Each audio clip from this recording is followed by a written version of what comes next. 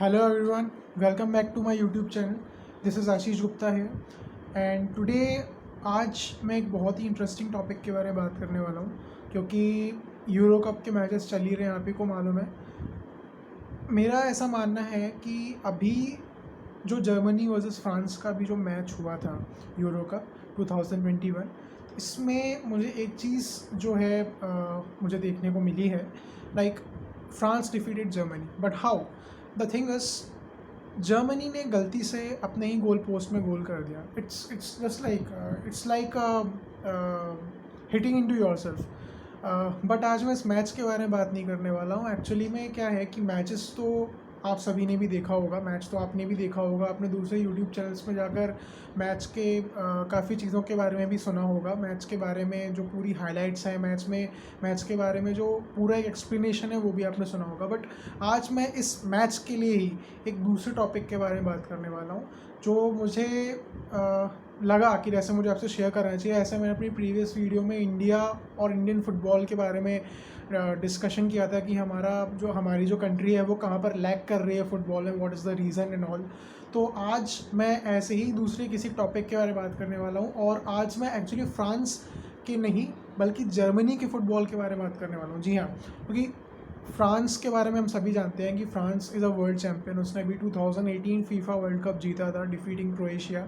तो French football is going in a very good way. I like it's like something like in a very smooth way, it's just going on. तो thing is कि French football में काफ़ी अच्छी चीज़ें हो रही हैं। ब्रिटिश फुटबॉल भी काफ़ी अच्छे तरीके से खुद को इंटरनेशनल कंपटीशन में सरवाइव कर रहा है कैसे भी करके। But in my opinion English football कहीं ना कहीं लैग करता है फ्रेंच फुटबॉल से। उसके बारे में हम फिर कभी बात करेंगे। पर आज का जो मेरा मेन टॉपिक है वो है जर्मन फुटबॉल के बारे में। जी हाँ, जर्मन फुटबॉल कहाँ पे लैग कर रहा है। I mean to say that Germany was use to be a power house in football. Yes guys, when it comes to European countries, Germany was like one of the top 10 countries in entire Europe, including France, England and others. लेकिन अभी कुछ time से, क्योंकि मैं देख रहा हूँ कि जर्मन फुटबॉल और ये कुछ टाइम से ही नहीं है, एक्चुअली ये 2014 से ही जर्मनी के फुटबॉल का डाउनफॉल हुआ है। किस तरह से हुआ है मैं आपको बताता हूँ। 2014 में जो फीफा वर्ल्ड कप हुआ था उसमें Germany loss to Argentina and then in 2018 Germany lost to Mexico. And what's going on with German football?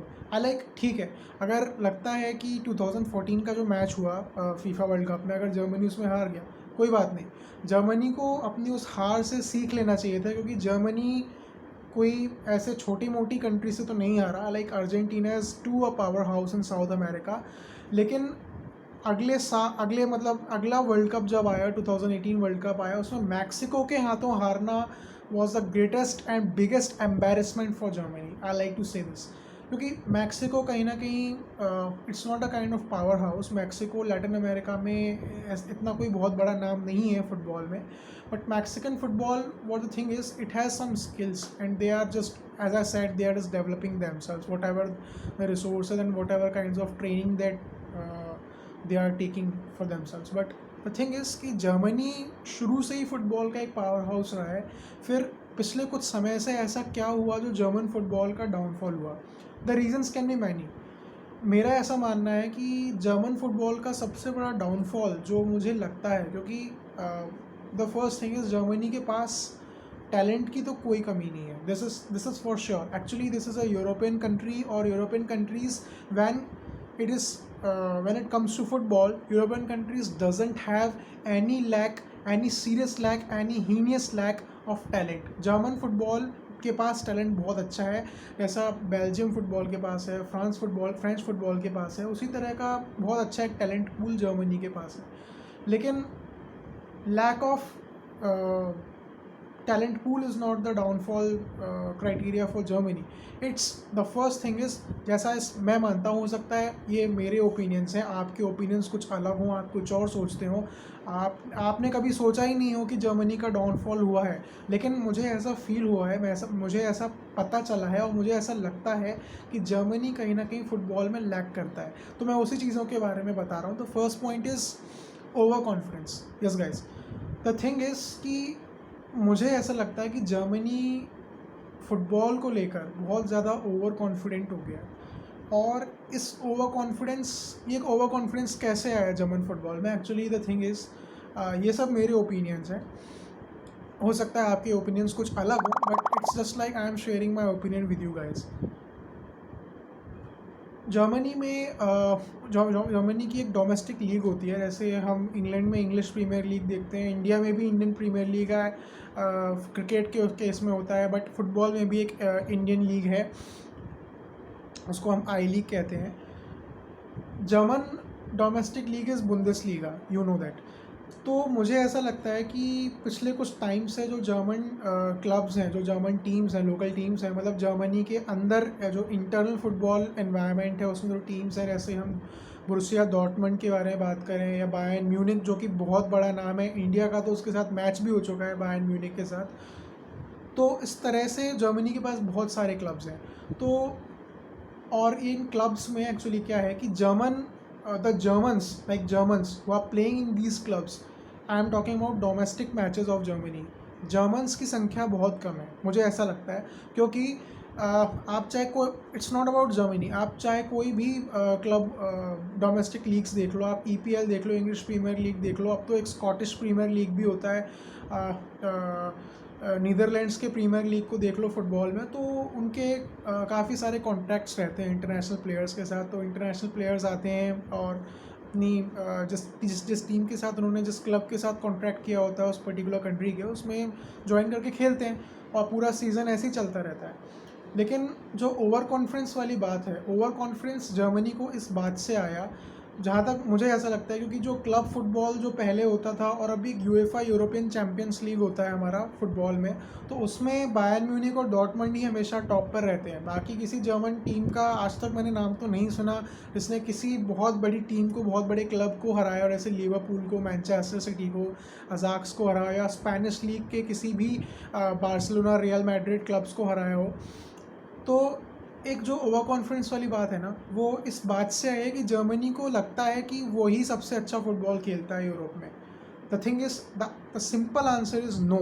अगर जर्मनी को ऐसा लगता है कि अगर उसके अंदर थोड़ा सा भी घमंड आया अपने आप को लेकर, या उन्हें अगर ऐसा लगता है कि वही यूरोप की सबसे बेस्ट टीम है, तो ऐसा बिल्कुल भी नहीं है। मैं फिर कहता हूँ, ये सिर्फ मेरे थॉट्स हैं, मुझे ऐसा लगता है, हो सकता है आपके कुछ अलग थॉट्स हों, तो मैं अपने सिर्फ एक ओपिनियन पोल आपके साथ शेयर कर रहा हूँ।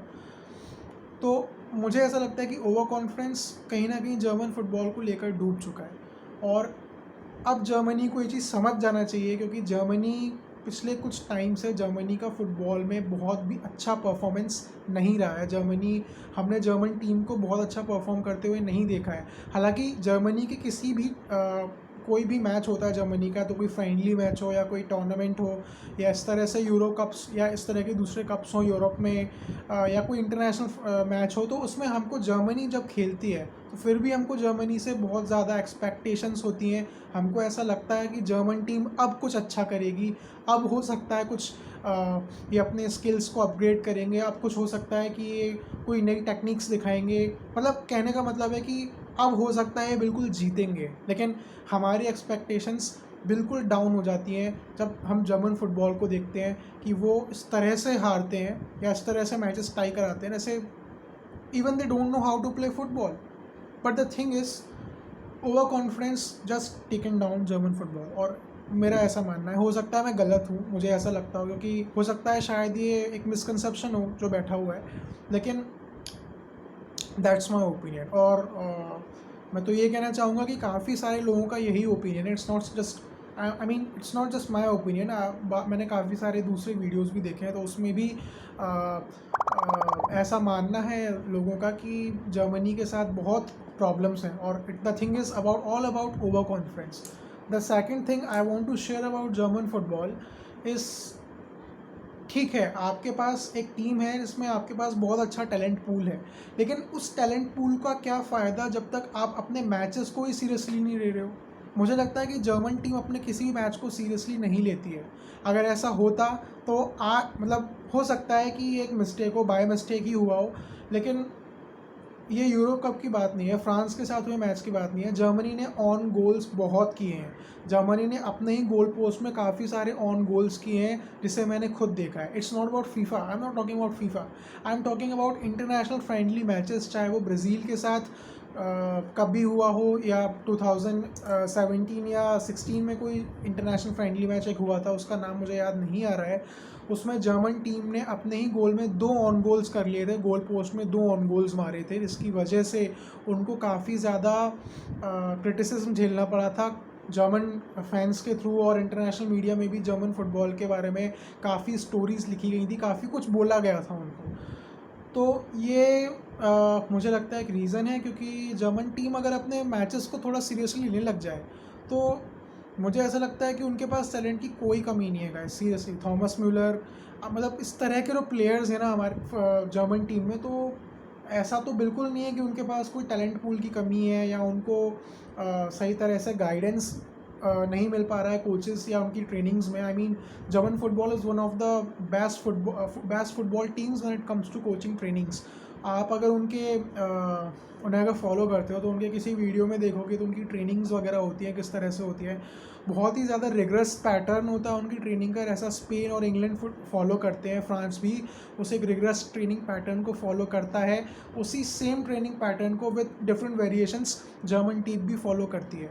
लेकिन अगर ऐसा हो कि जर्मन टीम अपने मैचेस को थोड़ा सीरियसली लेने लग जाए तो हमको कुछ डिफरेंट रिजल्ट्स देखने को मिल सकते हैं मैचेस में, जर्मनी के मैचेस में। तो the third thing is about Germany, like मैं जर्मन फुटबॉल के बारे में बात कर रहा हूँ, उनकी लूप होल्स के बारे में बात कर रहा हूँ। एक सबसे बड़ा लूप होल जो है कि अब जर्मन टीम को कुछ नए प्लेयर्स को भी मौका देना चाहिए, जैसा कि जर्मन टीम उनके जो डोमेस्टिक लीग्स होते हैं उसमें काफ़ी सारे यूथ भी खेल